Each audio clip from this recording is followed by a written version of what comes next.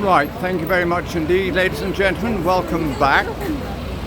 Since we're now coming to the end of the month of October 2024, I thought what I would do is come out and take full advantage of the glorious sunshine that we're experiencing this afternoon.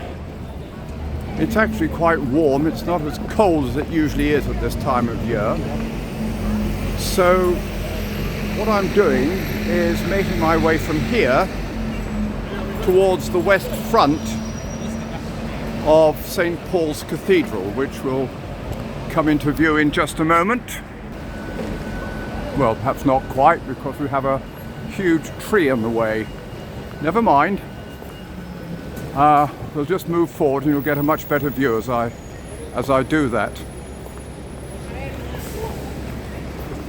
Now then, St. Paul's Cathedral is the masterpiece of the greatest English architect who ever lived. That is Sir Christopher Wren, who designed so many of the beautiful buildings in London and other parts of England in the late 1600s.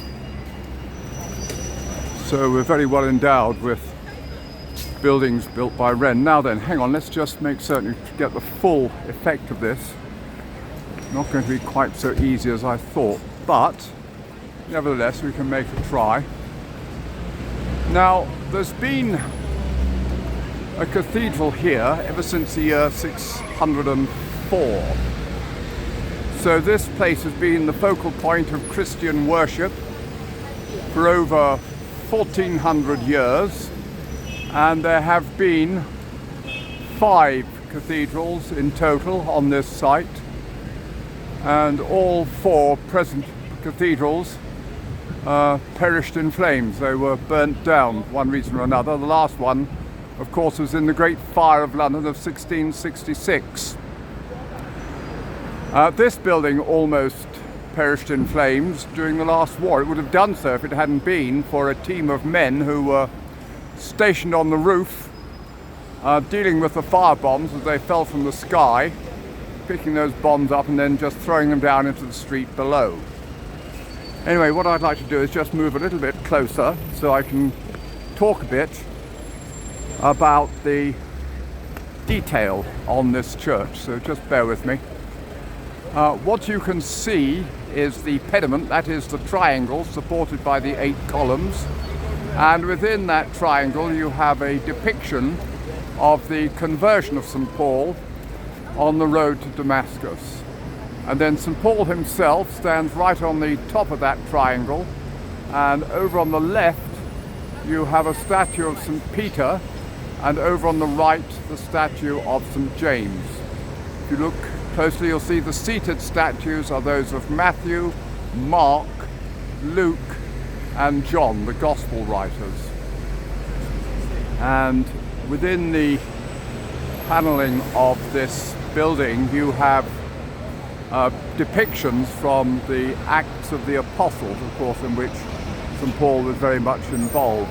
Now, this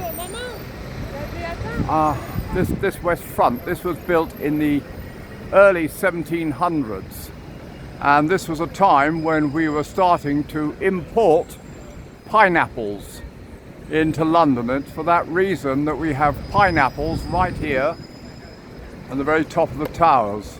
That's what it incorporated into the design. And over here on my right hand side we have a statue. She's in shadow, I'm afraid, at the moment. This is a statue of Queen Anne, who was on the throne from 1702 to 1714. She was the last of the Stuart monarchs, and this is a rather flattering statue of her, actually. She wasn't nearly as slim as this statue represents. She was actually morbidly obese. She had a very sad life, actually. It's not something you should laugh about. She had 18 pregnancies, and most of those were stillborn, or the child only lived a few days.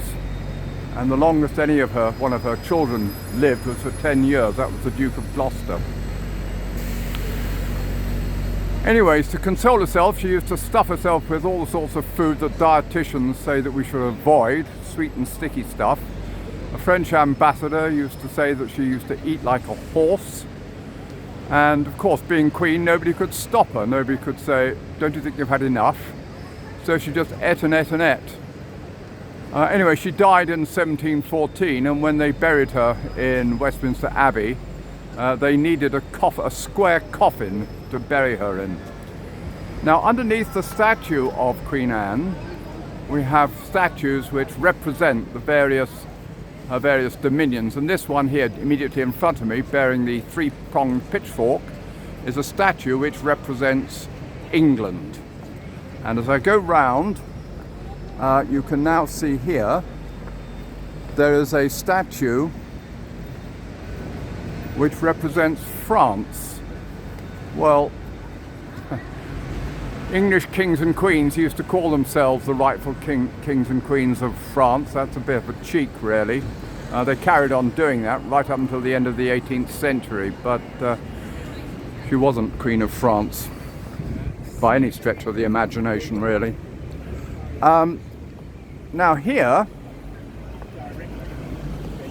this is more legitimate. This is a statue representing Ireland, because Queen Anne was the Queen of Ireland. So you can see this is a lady with a harp. And I say we're talking about the early 18th century, when we still had colonies in North America.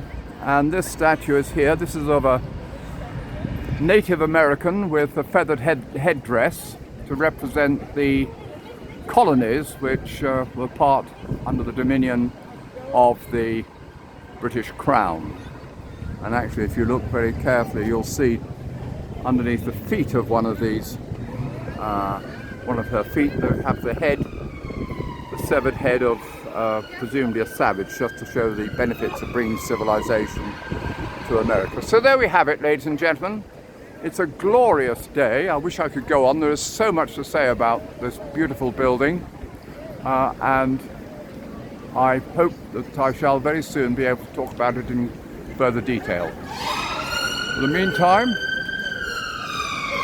I will just say over and out. Thank you for watching, and I'll be with you again very, very shortly.